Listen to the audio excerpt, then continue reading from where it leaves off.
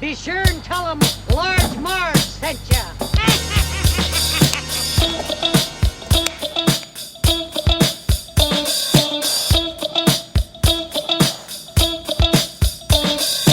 In the 90s, we were just teeny tykes. We went to movies and our bikes. We wanted to be DJs, but we were just teeny gals. So we went off to college and we remained best pals. 20 years later, we're still watching flicks and we're bringing you the favorite bit by bit. Sweety and Sweety are here to say it's the Large Marge Santa's podcast.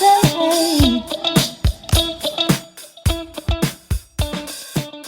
Hey guys, welcome to the Large Marge Santa's podcast, your favorite podcast where two sweetie sisters talk about their favorite flicks from childhood. I'm Sweety with a Y. And I'm Sweety with an IE. Hi, it is March 11th. No big deal. The day the Is world ended. Sorry. What? That's What? I mean, that's like the theme this week. Is what? This is the week when everything started shutting down last year. So everyone's having right. this time last year I was at a bar for the last time ever. And boy, do I miss it. Yeah. Okay, calm down. Everybody calm down. But hey, it's my pick this week. I was very uninspired. I had no idea. So I was like, Sweetie, just pick a movie. I don't care.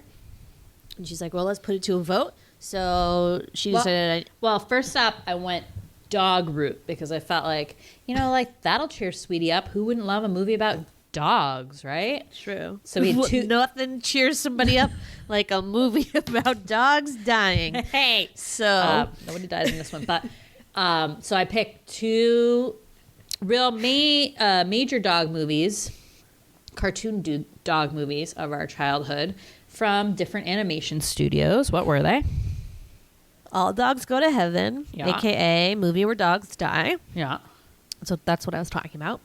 And then Disney's The Lady and the Tramp. Yeah. So we put it to a vote, and the good people voted, and the results were... I think it was 58 to 45 with Oh, wow, Lady pretty close. and the Tramp being the winner. Yeah. So it was pretty close. It wasn't like... we'll definitely go back and revisit All Dogs Go to Heaven. I think we talked about it a lot when we did Fievel, because same movie or production house or animation studio that did Fievel did All Dogs Go to Heaven. But Disney was the clear winner here with 58% of the votes. So that's what we did. Lady and the Tramp. Oldie, man. This is... old Disney cartoon. How old? From what do you think when do you think this one's from? God. I think the oldest one we've done is Sleeping Beauty, I think is Right. the oldest one. But I don't even remember like how old that one was. Yeah. But it's probably right around there because it's all the same voice people. So. Yes. What is it? Oh, 1955. Okay. So, yeah, I was going to say yeah. 50 something, but... Yeah, it was the 15th Disney animated movie, so like What? Sleeping Beauty was after this. Like Alice in Wonderlands was before this. Snow White, obviously. Which like other ones? Maybe just like the little tiny ones. Like does Steamboat Willie count? I don't know. So yeah, Who knows? real oldie, but one that we watched a ton as kids. I mean, I love this movie. Yeah.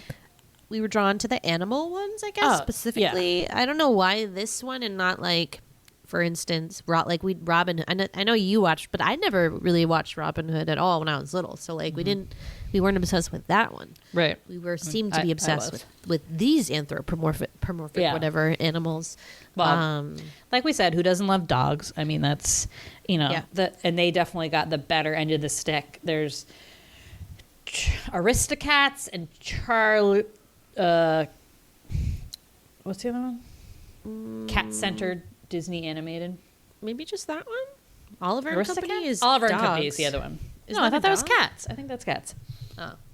But I Who feel knows? like I don't know. Never seen it. dogs got the better end of the bone, and the better movies, or especially this one. So, I just love this movie. I love the setting of this movie. Like it's so pretty. like everything in it, and it kind of takes place, I think, around the 1930s. I want to say. It seemed like I think it's Meet Me in St. Louis. that's what I was gonna say. So I think it's like a Midwestern city. There's something that made me think of the 30s because he's reading the newspaper and it says something about some financial crisis or something. So it makes me think it's like late 20s depression. But I mean, you might be right. But definite Meet Me in St. Louis vibes in terms of the fashion and the way the houses look and like just like the total atmosphere. And the mix of like old and new like technology. Yeah. Like so rich people have cars if you're lucky, and then Phones. everything else is just like a horse-drawn cart, like the olden days. So and there was a telephone, so whatever that dates it. But I think there was a telephone in Meet Me in St. Louis, so that was yes, like, when he turn of the called at century. dinner time. Yeah, Hello, it's a main plot point. So just love this one. So pretty. Not heavy on the songs. There's like one or maybe like two songs if you want to say that kind of like weird song that Lady sings. That's like, what's a baby? What is a baby? Yeah, that's so weird. What is It's a a baby? It's like so trippy. So that's kind of nice because it's like a little bit of a break. It's almost like straight animated. And it's really from the perspective of the animals. So you have humans in this, and they do show their faces occasionally, but they do kind of a cool thing that because everything is dog level, like most of the time you're seeing the humans from like only like the hips up, let's say, because the dogs are like at their feet. And I really like that about it. And I also like that, like, I mean, the dogs are like almost like people though to the humans, at least to like Darling and And Jim Deere. I love how the two main like parents are not, they don't have real names. They have, like, these, clever. like their little pet names that they call each other. That's like the only thing the dog knows, you know, that they call each other, which is adorable. Anyways. Even I guess at the party, at the baby shower, called her Darling. Like, yeah. Right. In the trivia, they're like, it's debatable whether that's really her name. I'm like, her name is not Darling. Hello. I mean, they just didn't want to like. I mean, I wonder what it is. Yeah, true. We'll never know. We'll never know. We'll never know. But so this movie had a ton of voices. If you have seen all the old Disney movies, like you'll listen to the voices and be like, oh man, like that's definitely, you know, this character from another movie. So, Sweetie, I'm going to have you try to guess what other characters, you know, do that. the voices in this played. So Lady, star of the show here, the beautiful cocker spaniel that she is played by voice actress Barb Luddy. What do you recognize her voice from? Meriwether from Sleeping Beauty. Yes. Good one. Aunt Sarah, the actress, is Verna Felton. What do you recognize her vocal talents from?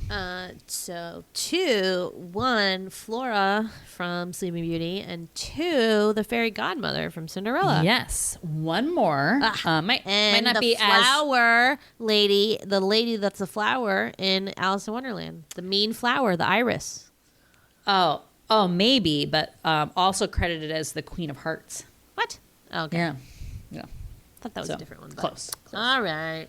How about good old Jock? A lot of voice credits for that guy. Yep. Well, 3 main ones. Smee? Yep. The White Rabbit. Yep. And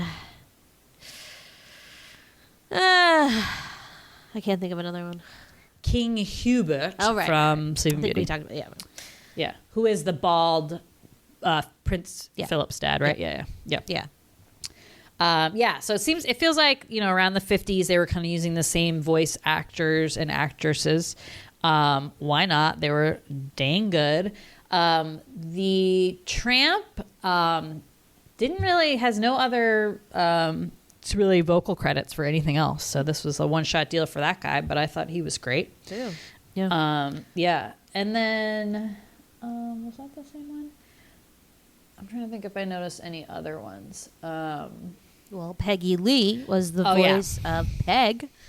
So Peggy Lee, famous singer of the time, was the voice for Darling, and then Peg. Oh, So yeah, Darling, Darling. and then and then Peg, who's sort of this one female stray dog.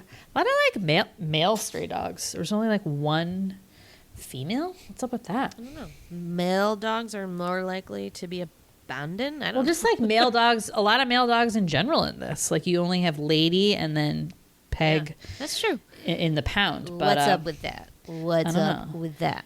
But resume with that. Oh yeah, so Peggy Lee, famous singer of the time, kind of noted as this was the first time Disney used like they would use like voice actors and actresses is what they specialize in, is like animation. They don't really ever show their faces, but this is the first time they use like a famous voice to voice one of their characters. So that was pretty cool. And then she provided the great song, He's a Tramp. She did like all the music, I think. Yeah, all the music too. Yep. And then she sang, because Darling has that like one little lullaby song. Yeah, I don't know. I always remember that when I was little. So sweet. So just stinking adorable. There is when we did Peter Pan, there was a disclaimer before it that talks about how there were racist stereotypes in it and how it was racist then, it's racist now, and Disney acknowledges it and doesn't want to remove it from the movie, but use it as sort of a teaching moment to be like, okay, like this is how it was, this is how these people were thought about, like, use it as a platform to kind of discuss how racism like has evolved or whatever. Same in this movie. The disclaimer is there too. We believe for 2 reasons, right? No. Well, I thought we were on the fence about. Well, we're on the fence about one, but okay, so what's the main reason? The main reason is the Siamese cats are depicted as very like racially stereotypical Asian. And like the song in general, like how they speak and is offensive. They have like, I know they're Siamese cats, but they have like very slanty eyes and these like weird buck kind of teeth. Mm-hmm. It's really weird and creepy. So I think that's the main one. Yep. But then, I mean, open question. I was more on the fence, I think, than Sweety was. But there's a lot of like ethnic stereotypes in this as well. So you have like your super stereotypical Italians. There's a Mexican Chihuahua, and just a bunch of other countries. But also these just like very, I don't know, like simplified, like the depiction of what we thought these people from these countries were like or something. So it's not like specifically, I think, racially offensive, but it makes me feel weird. Like I'm just not sure. I'm just not sure about it. I'm just like, like I'm just like, I don't know about this one. So that's what I think.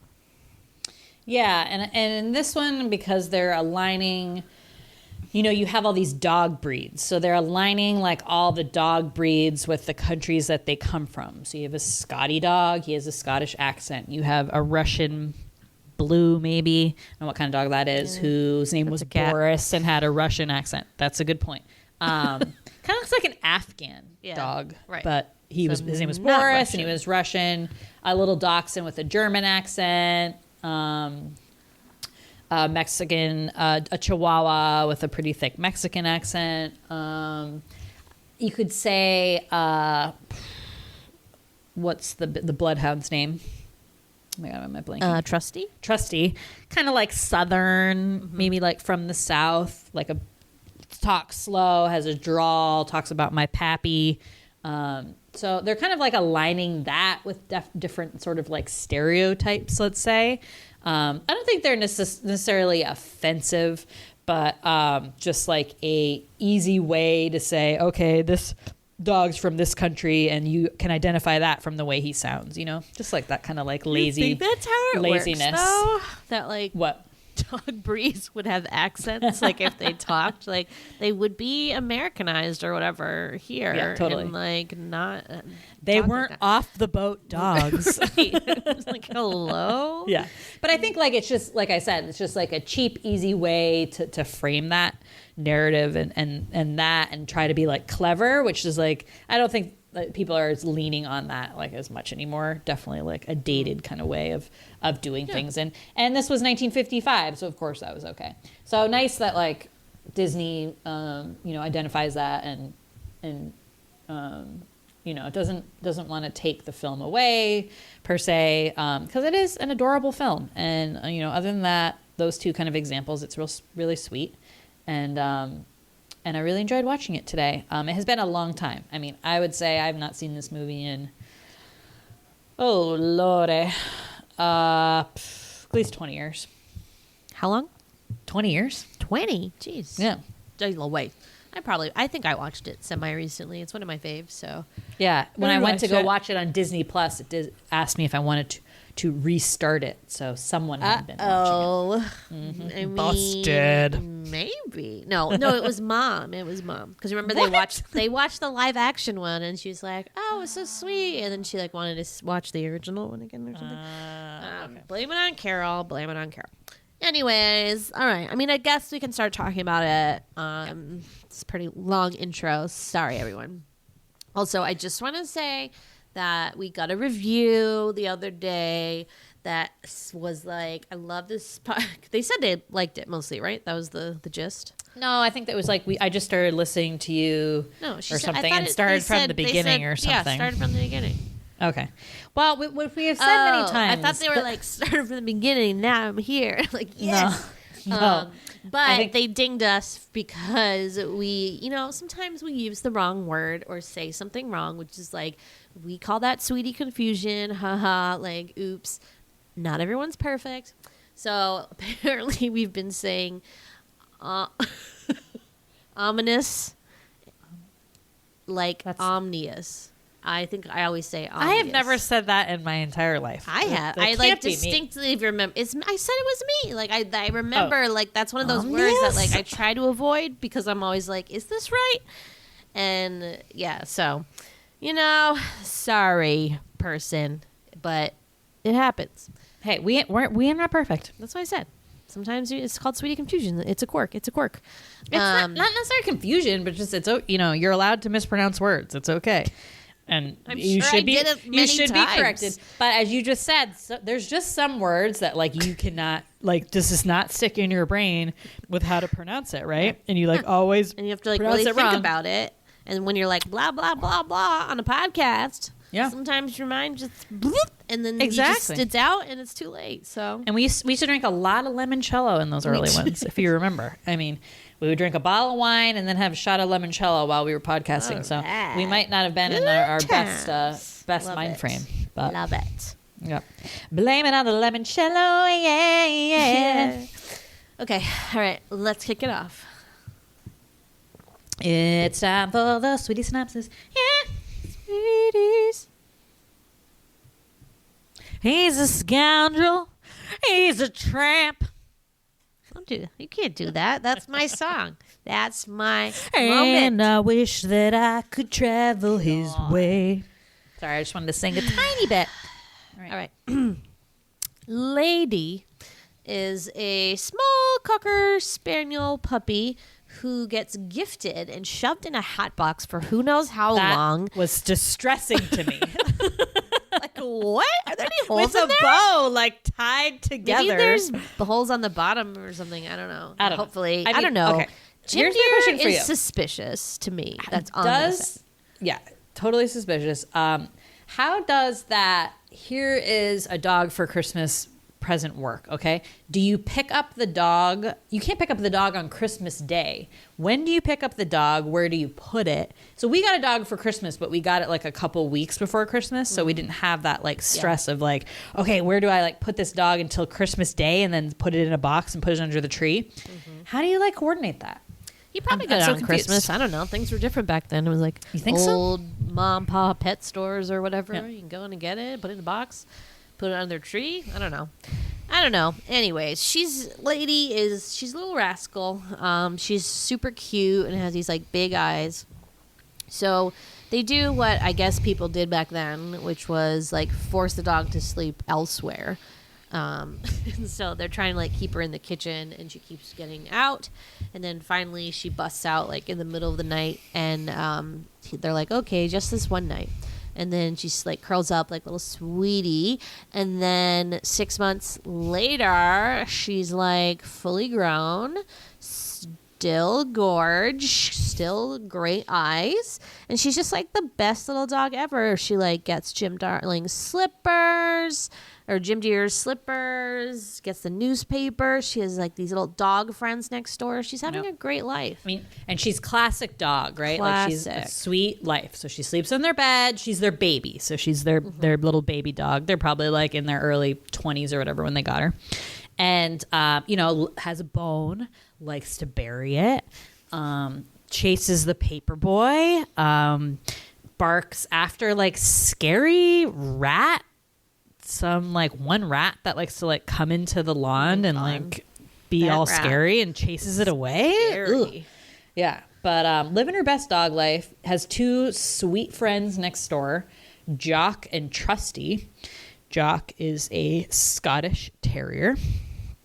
Trusty is a trusted bloodhound.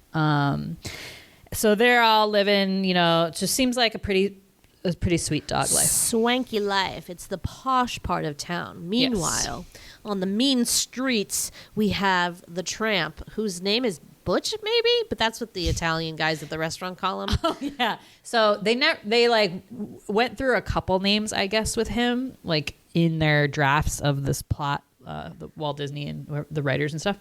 So here's his first couple names that they came up with. Rags. Okay. Sure. That's not terrible. Homer. Different now. Now you just like, you can't hear Homer and not think of Homer Simpson, so it just like kills it for you. And then Bozo. No. Again, it has a different reference now to Bozo the Clown, so you can't even like think of anything else. Sucks. But so he's just known as like Tramp. But is he or like the Tramp in like dog circles, right? Unclear if it's what we should. I don't know if we should make a new name for him or like what. It's just, it doesn't roll off the tongue for me. But so he's like living his best life, sleeping in like big pipes, getting free food and handouts from restaurants, chasing birds, just like scamming on the ladies. Like he's a ladies' dog. So there's a dog catcher, which is like the classic evil villain in any animal movie, right? So back in these times, they put up a sign that's like, if your dog's not licensed, it gets taken to the pound. And FYI, apparently dogs can read in this movie, so like good for them. I don't know how they did it, but like congrats. So they're all freaked out because of these signs, and they're like, oh, we're all gonna get put in the pound because we don't have licenses. So the name of the game is basically stay away from the dog catcher. So he sees his like 2 buddies taken away in the dog catcher thing, and then he frees them and distracts the dog catcher, and then like leads him on a kind of chase, and then ditches him, and then he's like finds himself in the rich part of the neighborhood, and he's like, ooh, this is exciting. So he like takes a stroll, and then he walks by Ms. Lady talking to her friends, and at this point in her life, things have changed for poor Lady, because Jim Deer and Darling are acting strange. And they're like being kind of mean to Lady and like kind of cold and standoffish, and she doesn't understand why. And the animals figure it out, a baby's coming. And she's like, what is a baby? And so they try to explain to her, but then the Tramp overhears this, and he like comes over and he's like, babies are terrible. Get out of there while you can. And basically tells her that like she's going to be replaced by this baby. So like she better find like a new place to go or something like that. So she's like, I don't believe that. That can't be right. And blah, blah, blah. So then cut to like, whatever. The baby comes. Things are weird. She's finally sees what a baby is, and she likes it. and they're being nice to her again.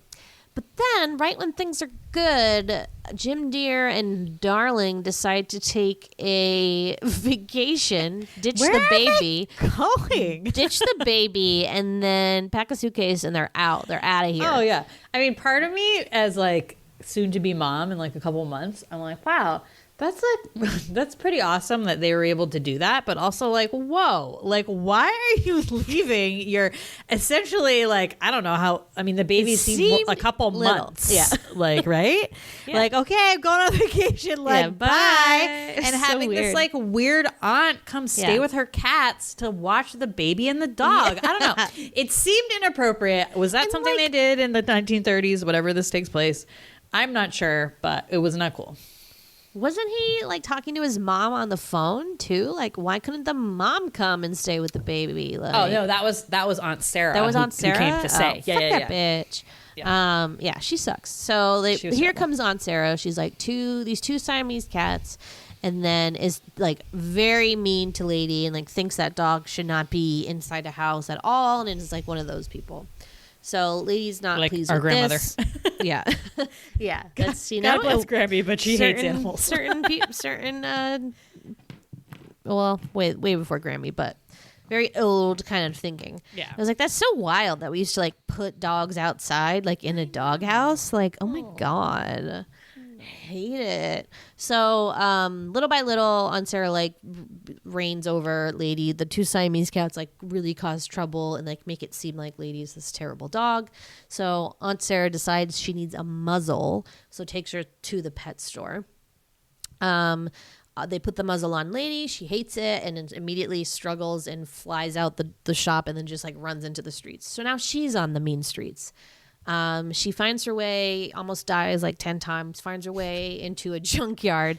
Junkyard dogs, you know, rough crowd. Those junkyard dogs, they're scary.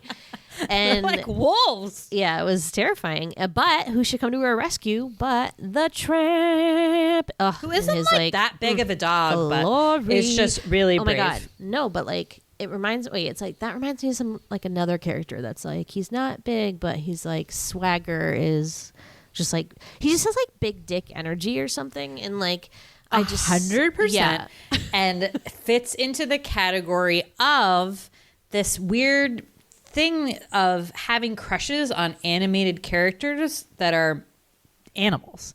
So this is very common in Disney, and it's from the way they write the dialogue for the characters, probably mostly the voice acting involved. Like they have hot voices, so that contributes to this big dick energy, BD for short, that these characters had. So I'll say Tramp, definitely one of them. Robin Hood, the fox from the Robin Hood, always gets tossed around.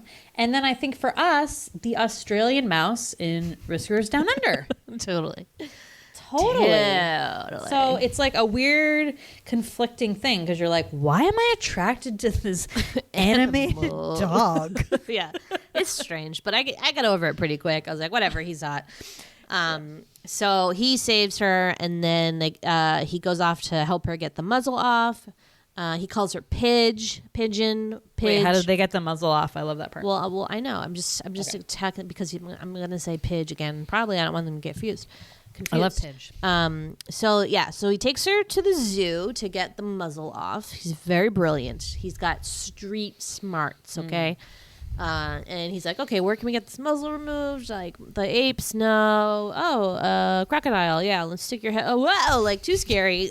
He's like out of there. And I like how he then- calls the crocodile. Oh, it's an alligator because he calls him Oh yeah, Al. hey Al, Hey, Yeah. Al. And Al, then what do you say?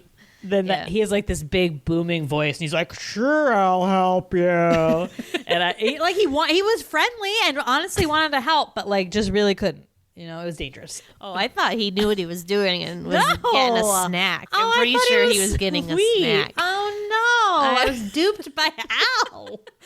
I'm so stupid him. now. You can't trust Al. You can never trust a crocodile. Crocodile Oh, tears. That's what they It's call an it. alligator. It's an alligator. You're right. But it must be the same. Crocodiles are only it in must Africa. be the same. Anyway, so they end up at the beaver station, the beaver cage, And this beaver's trying to diligently move, as beavers do, logs into the water system to dam it up. And he can't pull the logs. They're too heavy or whatever. And again, Street Smart's Tramp over here is like, oh, you know what? Here's a handy contraption to help you pull logs. You just have to remove it first. Just bite it here. And then he does and shakes it off. And then he uses that. And he this is a funny scene where he is... First of all, the beaver is maybe the best character in the whole movie. I just love him, and he's like hilarious. My favorite part was when he was like, "I ain't deef, son." He has obviously the I beaver ain't teeth. deef, sonny. It's the beaver teeth, and he whistles through. It whistles every S that he makes, so it's like. But he says instead of deaf, he's like, "I ain't deef." It's just really funny. I love him. But yeah, he flies down into the water and he's like, "Hey, it works swell." He's so cute. He's wearing it as a hat. Yeah. I love him. Skull cap. I love him. I think he's cute. great. He's great. He's great. So then they're like, "All right, we're free. Let's hang out. Let's go on a date, maybe. Let's get some food." So he takes her to Louis. What's the Italian restaurant? Tony's. Takes her to Tony's, and he has such a nice little relationship with the people there, and they call him Butch, and they give him food and stuff. And then they see he brings this girl dog with him, and they're like, "Oh my God, he's on a date!" So they're like, "Let's get him a date." So they put this little table outside, and they sing a song, the Bella Notte song, and then this is the night of a beautiful night, so we call it Bella Notte. And then they get served an amazing platter of spaghetti and meatballs, and I think animated spaghetti and meatballs always look so good. So good. It's the noodles. The noodles are super thick. It's okay, I know what it is. It's the size between the meatballs and the noodles. The size differentiation is different. You can't achieve that in normal pot with normal spaghetti. So I think that's what it is. But you're so right. I was ready for spaghetti and meatballs as soon as I saw that plate. We should have. Yeah, we should have. We should have both made it and eaten it. Oh well, so next time. But most famous scene, they each pick up a strand of spaghetti and they're eating it, and then they find that they're eating the same strand of spaghetti, and their little mouths touch, and it's zip. Ooh, chemistry, zippy. So they have sex. I'll just say it. They definitely sleep with each other. It seems like. And with dogs, it's they just have to do one quick jump on your back, pump, boom. Right. It seems like that's all you need. Yeah, 9 puppies. But they do. So on the little date, though, it does get mentioned that because Tony, the owner, is like, "You should settle down with this one." Giving him the talk. And poor little lady is pretty naive, and she's like, "What? What does that mean?" So you're slowly learning that the tramp is maybe twofold tramp. He's a tramp because he's a wanderer, a gypsy, let's say, but he's also a player dog, which, granted, he's hot, he has the charisma, I get it, but I mean, lady is, she's just a virginal little ingenue. She doesn't know anything. She doesn't know anything. She's having a good time. But they sleep together, in the park, and then they should go home because she realizes it's morning, and she's technically been missing all this time. Not that Aunt Sarah cares. And they're about to go home, and unfortunately, the tramp gets the brilliant idea to chase some chickens. Which, damn those chickens. If only we hadn't chased those chickens. So, they're chasing chickens. Lady's not sure about it. I don't know. Things get wild. And then the dog catcher's there, unfortunately. So, he sees Lady has a collar and, kind of, picks her up and is like, "What are you doing here?" And then gets her in his car, basically, so that they can, contact her owner so they can get her. The tramp, misses this, doesn't know where she is. And she's just gone. So Liddy's very scared. She doesn't know what to do. She's taken to jail, pretty much, dog jail. And there's like all these other weird dogs, and you're like, oh, they're gonna like gangbang her. Like, what's happening here? They're like surrounding her, and then the one female dog is like, leave her alone. She's with me. And then somehow Lady mentions the Tramp, and then they're like, the Tramp. And they're like, wow, that guy is, let me tell you. And they're like, tell her about all the other girl dogs he's picked up, like all the, and I guess they kind of made it seem like they were other rich dogs, right? Like Lulu. Yeah. I forget what the other one was, but then the Chihuahua's sister. And like, he's just been around. He's been around the block a few times. So then we get an amazing song by Peg. He's a Tramp. It's great. It's my favorite. And there is a part where they see a dog being taken to what looks like, like the gas chamber. And what is that dog's name? It's kind of like, it seems like a dog that with like, I want to say like mental problems almost, like the way they do it. Like he's kind of crazy. They might even call him like crazy or something. Yeah. Like you only see his shadow. And you see the dog catcher or the guy who runs the pound walking him to this like door that says do not enter. And they're like, oh, we know where like crazy Joe's going or something like that. And it's so like, I think they gas dogs. I feel like they would have just shot him back then. They don't hear a gunshot, but yeah, because that would have been even more. So that's a pretty scarring. like dark part of that, but that's not going to happen to Lady. And they tell her that like, she has this license, which is, this big thing. She gets this license in the beginning of the movie. It's kind of a big event. They give it to her in like a little box, and she's parading it around to show like Jock and Trusty. So that really shows that like you have owners. You are this different class of dog than these like, street dogs. So really this is, kind of a movie a bit about like class and stuff, like upper class and lower class. And anyway, so this license though means that her and the pound, all the dog pound people have to do is look up her license and then like contact her owners, and then they'll come. Not these other dogs who are just, I don't know, waiting to, I don't think, they get had adopted. Signs for like adopt. They had signs at the door that were like, get a dog. They're nice. Nice puppies or something, it said like on the door. Okay, so that is an aspect of it. Yeah. Okay, good. Yeah, and then so she's still like terrified, but she does get taken home, and she gets locked outside.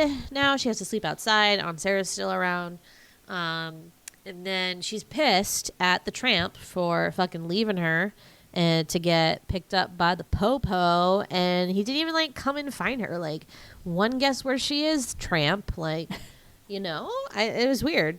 Like, didn't even try. Didn't look for her. That was weird. He's a scoundrel. He's a scoundrel. He's a Tramp. He's a cad. He's a rover. But I love him, and Do you wish you could travel his way? Yeah, I wish I could travel his way. So he comes over to like try to apologize, and she's like, I don't want your apology. Like, who's Lulu, by the way? Or blah, blah, blah. And she's like naming all these girls. And he's like, hey, listen, blah, blah, blah. So then Jock and Trusty come over, and they like, so this part is weird because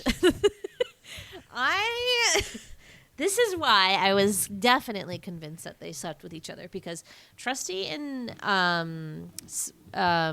Scotty? Jock. No, Jock. Trusty and Jock are basically being like, okay, one of us has to now marry Lady because she's in a terrible situation and we're her friends. So we have to like, and it was very much like, oh, she's knocked up. She's going to get kicked out of home. So like, if we take care of her, she won't get abandoned or something. Okay. Like, that's what it seemed like to me. But I'm assuming maybe they could have also been talking about the fact that she had been puppy arrested and was a disgrace. That's kind of how I saw it. But maybe you're right. Maybe that was kind of like a hidden undertone. Weird. It was just like weird language. I never remembered that part when I was little. Me at neither. all. When I was watching it, I was like, "What? They want to marry her, but they're just friends." Weird. Like, ew. It was really weird. But she's like, "No thanks. Like, I'll survive on my own." But they're yelling at the Tramp, and they're like, "You get out of here! Like, you're a disgrace!" Blah blah blah. So he's sad, and he like kind of leaves. But then that night, It's raining as it would. And that evil fucking rat is kicking around again. He's like, I'm going to go up in that baby's room and I'm going to eat that baby. And then lady's like, no, you don't. And she like freaks out. And the tramp comes by and he's like, what's wrong, Pidge? And she's like, there's a rat in the baby's room. And he goes up into the house, fights the rat, like this like brawl with this fucking little stupid rat. Like, can we not just kill the fucking rat? Like, what is going on with this rat? He like he's super Yeah, he was. super rat powers. The Rat King. And then lady breaks free. There's a huge tussle with the rat, and unfortunately the baby crib gets knocked over, which is like, ooh, bad luck. But lady runs over and like makes sure the baby's okay. And then the baby starts crying, and that's what wakes Aunt Sarah up, not the dogs, like all these crazy dogs and sounds coming from the room. So she comes in, and it very much looks like there's like this random dog in there and lady just causing fucking trouble and knocking the baby crib over. So from her point of view, they're like, these animals are animals. I'm calling the pound. We're getting rid of this other weird dog that I don't know. And lady, like, you are in trouble again. And it locks her in the basement. So in great timing, Jim Deer and Darling finally come home from their baby moon or whatever. Is that what it is? Is that what you call a baby moon? Baby moon is before. But maybe it used to be. But maybe it used to be after, and this was like an old-fashioned thing that people used to do. Maybe. Because that's what a honeymoon is after. Like, why would it be before? It's before because it's like you're not going to be. It's your last trip before the baby. I know now, but I mean, like back then, this very well could have been a thing. So anyway, so they come back and they're like, "What's going on here?" Because there's like a whole like scene. They're like putting a weird dog in a catcher thing. Yeah. And they're like, "What happened here?" And they're like, "I don't know. Some dog ate a baby." And they're like, "Oh my god, my baby!" And so they run upstairs, and Aunt Sarah's there, and then they're like, she's like, "Lady was trying to kill the baby," and they're like, "I don't think so. Look, she's trying to tell us something." And because they're her owners and they know, they're like, "Oh, okay, she's trying to show us something. Thank God." And so she brings them to the room, and the fucking rat is still there under like a curtain or something, just like hanging out or dead. Maybe it was dead. I think it's dead. They killed it must have been dead because it would have like done other things. And they're like, "Oh my God, it was a rat." And then Trusty and Jock hear that. And they're like, "Oh no, we were really mean to him. And he was actually just trying to like save the baby. Like, we need to catch that cart." So they run after it. And Trusty kind of had lost his sense of smell. And it was like a really sad thing, I guess, for a bloodhound especially. And he does find the scent though. And then he tracks it down. And they bark at the dog catcher, and they like run in front of like crisscross the wheels. The cart like tips over, and at that moment, like lady pulls up in her owner's fancy car, and they come over and they're like, "We got you, like it's okay." And then so they bring them. Everything's great, fine. But it seems as if Trusty is dead. Now, like, I feel like they could have done a better job here being like, "Don't worry, he's not dead," because we already had that shakeup with the dog getting killed at the pound. Like, we don't need this nonsense also. Right. So the scene is like the wagon had tipped over. You have Trusty, like, under it, seemingly looks dead, and you have Jock not crying. moving. Yeah. And, like, howling. I have to be honest, I cried. Did you forget that he wasn't pregnancy dead? Hormones? I remembered, but it was just like such a sad scene because he's just like on the wheels, and they had done everything to like try to rescue. I don't know. But it's like it was just like such a weird. Story. Now that I'm older, I'm just like, what are these weird manipulative tactics? Like, it's literally 5 seconds that you think he's dead. Yeah. And in that 5 seconds, they could have just been like, have him blink his eyes, and then have Jock be like, "It'll be okay, Sonny." Well, and then I mean, it's interesting. You like kind of. Thought about it like that because originally he did die in the first version of this movie. So they animated it, they're all done, they show it to Walt Disney, and Walt Disney's like, "Oh dear." Like, Bambi had already come out, and we had the kids very traumatized by the death of Bambi's mom, and Walt Disney was like, "Okay, we're not doing this to the kids again." Yeah. So they're like, "We need to make sure Trusty's okay." Good. Yeah. And so thankfully he is. Yes. So apparently, I guess we're led to believe that, like, I mean, okay, first of all, I love Lady because I think she's like a boss bitch and she like rules that house so much so that she's like, hey, mom and dad, like, this is my homeless boyfriend and I'm knocked up and you're going to have to raise my children. Thank you. Take care of us. Bye. And then like, so she just comes home with this dog who they love because it saved the baby's life. But they welcome it into their home, and then it's Christmas time now, so I forget, I guess the baby was born in April. Okay. And then it was kind of like spring when they summertime. left. Yeah, and spring, then summer. it was Christmas. So, some time has passed. And there's, oh my God. I forget what the gestation of dogs is. It's pretty quick, I think. 3 months maybe. Yeah, it's pretty quick. Yeah. And then so they've birthed 4 puppies, 3 that look exactly like Lady, and then 1 little scrappy one that looks like the Tramp. And they're just like the cutest little family. And Jim Deere and Darling just like treat them like little parts of the family. They're like, oh, your friends are here. And Jock and Trusty like strut up to the house, and they're like, hi, they're in the living parlor. We'll bring in some refreshments. Yeah. And it's just so funny. And they are playing with the puppies, and the puppies are so cute. And Trusty has a cast on, so like he made cast. it. He just broke his leg. Jock has a little Scottish little sweater, a plaid sweater that I always remember this part, that the little Jock puppy is there's like one little like loose string, and he like unravels the sweater as he's like wearing it. It's so cute. Obsessed. But yeah, and that's it. The little family, and the little baby's there too. So it's just like the coolest little sweetest family. And like the Tramp's he's like, yep, I'm a rich person now. He's got this collar on. He's like, it's fine. This is just is this Aladdin? Is this Aladdin?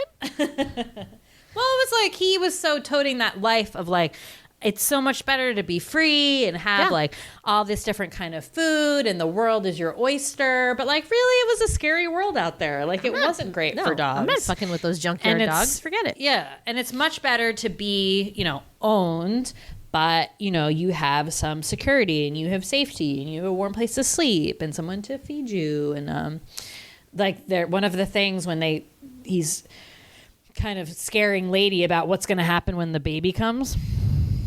He's like, that warm bed by the fire, like you're going to sleep in a doghouse.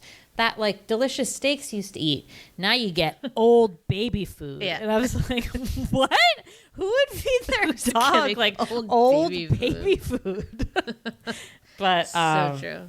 But yeah, so very happy ending, happy little dog family. And yeah, adorable. The end.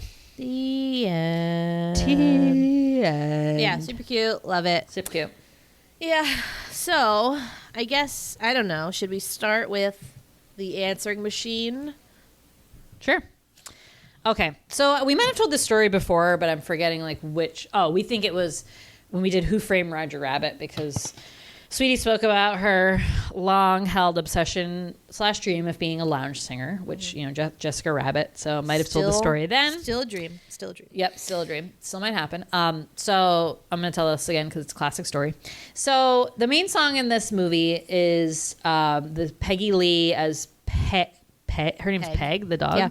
Yeah. Singing this He's a Tramp song. And it's so awesome, like such a great song. She delivers it so well, and that little dog is like all the moves. It's just really cute.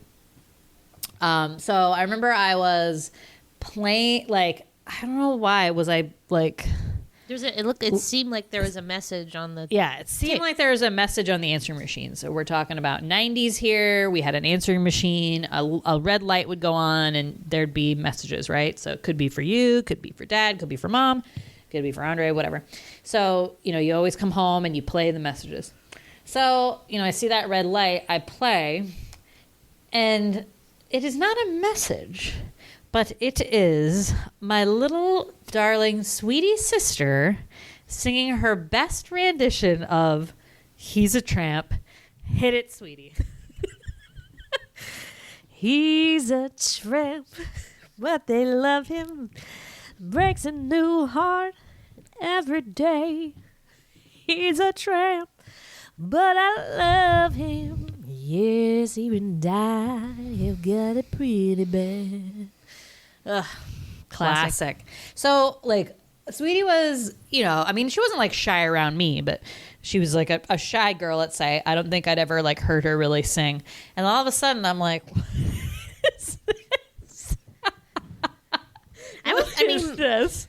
And then I was like, isn't that the song from Lady in the Tramp? Duh, it was the best lounge singer song ever. Oh, man, so it was I so mean, like, cute. pretty intelligent move by me though. Like, how other ways can you record yourself back then? We had those little mics at some point, but I don't think we must have not had them at this time. So I mean, props to me. But yeah, this song, I also, the one and only musical I had ever tried. Like, I did acting, but I never did musicals until one time in high school. And so you had to have like a song and bring the sheet music to that. So I had obviously like never done that before. So I was like, well, I'm going to sing He's a Tramp, obviously. And so I like get the sheet music and I bring it to my friend's house, and her brother, Julian, who's now a state senator. Woo! And he plays the piano, and it's like super different like melody than the song. Cause like, you know how like the music, like your singing is the tune basically, Right. or like the melody, and so like the backing is different. So like I wasn't prepared for that, and it was like higher than I like thought, and I was just like, oh, I can do this, and I was like, I'm just gonna go in there and sing it a cappella, and so I did, and then I had to sing like Happy Birthday with the piano. But you know what? I got a part. It didn't have any lines, but I got to do a cool dance scene, and it worked out. So thank you, Lady and the Tramp. He's a Tramp. Yeah. But yeah. So fun. So that's our best memory So fun. of this movie, I think. Yeah. Probably. Totally. By far. So I don't have anything like too big to say now. I mean, we said a lot of our stuff like in the beginning. Did you know though that the character Jock is also in 101 Dalmatians and Oliver and Company? Wow. The same character. Is this Yeah. the same universe?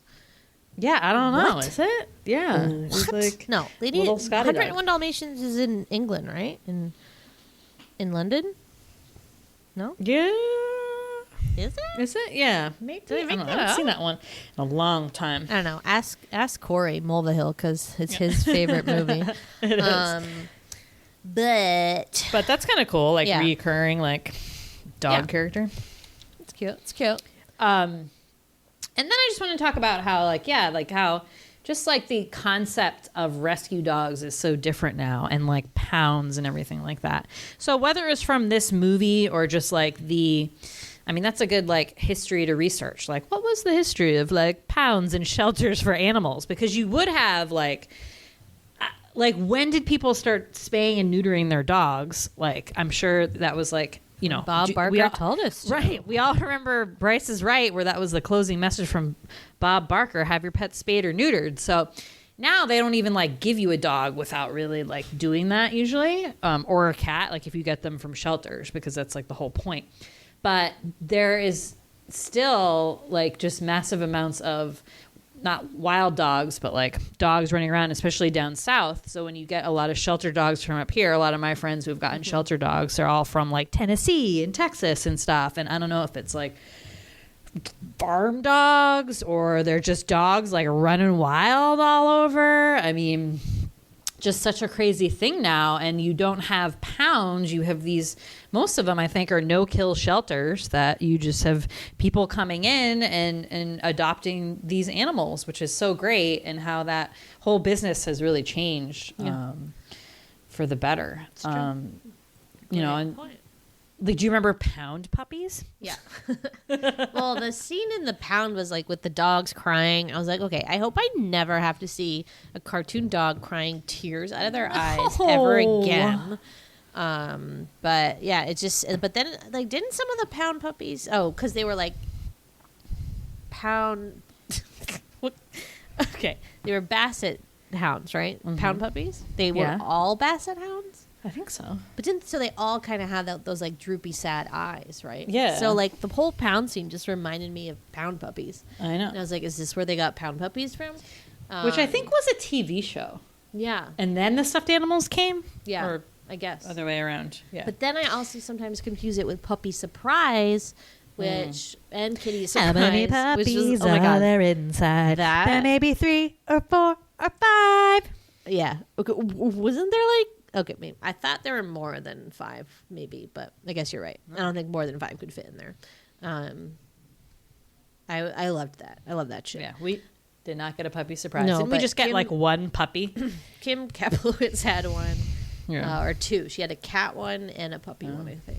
And the babies were. I think she had 3 for each of them, and I was like, lame. Lame. I want the know. 5. I wonder how many people got 5, like how I rare it know. was to get the 5. I would mean, we be didn't need a puppy surprise. We had our own dog who puppy had surprise. puppies, and she had way more than 3 puppies in there.